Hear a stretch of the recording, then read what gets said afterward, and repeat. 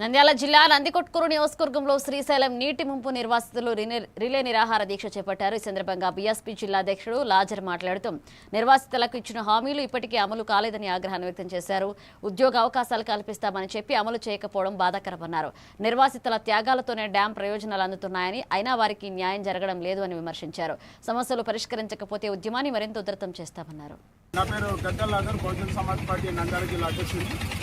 అయితే ఈరోజు నందికొట్కూరు నియోజకవర్గంలో ఎంత దీన పరిస్థితి అంటే, నందికొట్కూరు నియోజకవర్గ ప్రజలు రాష్ట్రానికి నీళ్ళు ఇచ్చి, రాష్ట్రానికి కరెంట్ ఇచ్చి, వీళ్ళ జీవితాలు మాత్రం అంధకారంలో బతుకుతున్నాయి.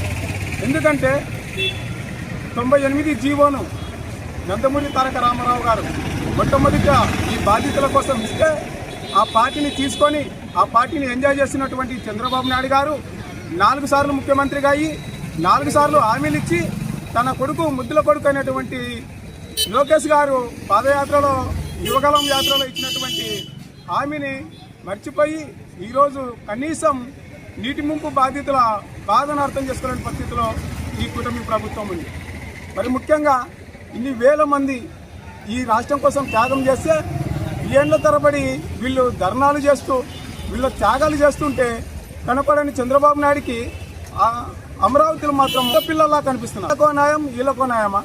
మీకు ఎలక్షన్లు అవసరమైనప్పుడేమో ఓట్లు కావాలి, ఎలక్షన్ తర్వాత వీళ్ళ బాధలు పట్టించుకోరు. కనీసము పవన్ కళ్యాణ్ ఏదో చేస్తాడు రాష్ట్రానికి అనుకుంటే, ఆయన కూడా వాళ్ళతో వాళ్ళని నడుస్తున్నాడు. ముఖ్యంగా ఈ కూటమి ప్రభుత్వానికి ఒకటే హెచ్చరిక చేస్తున్నాం. బహుజన్ సమాజ్ పార్టీ వీళ్లకు ఎప్పటికీ అండగా ఉంటుంది. మేము మా పోరాటాన్ని వీళ్ళతో పాటు పోరాడతాం. అలాగే వీళ్లకు న్యాయం జరిగే వరకు మేము అండగా ఉంటాం. అంతేకాదు, మరి ముఖ్యంగా నందికొట్కూరు నియోజకవర్గంలో ఇన్ని ఏండ్లుగా ఇన్ని పార్టీలు, రాజకీయ పార్టీలు పనిచేస్తూ వాళ్ళ పబ్బం గడుపుకుంటూ ఎమ్మెల్యేలు, ఎంపీలు జీతాలు